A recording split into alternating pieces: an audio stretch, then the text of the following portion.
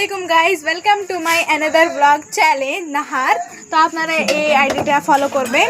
So এই দেখেন আজকে আমার মামি বানাচ্ছে এই ব্যাটার নিয়ে চিতাই বানাচ্ছে রাত্রের খাবার। আজকে এটা আমাদের এই দেখেন চিতাইগুলো অনেক সুন্দর হয়েছে আর অনেক মজাদার দেখতে।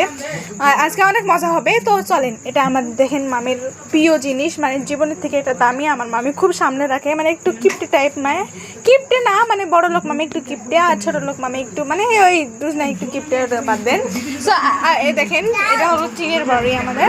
সো আমরা দেখাবো এখন কি বলে সবজি। তো এখানে ভাতও রয়েছে।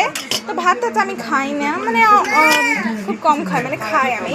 এই দেখেন এটা হলো গরুর মাংস আলু দিয়ে, আর এটা হলো চিকেন, অনেক মজা হয়েছে। আর এটা হলো লেবু আর পেঁয়াজ, আর এটা হলো স্প্রাইট আর ফ্যানটা দুটাই মিক্স আছে।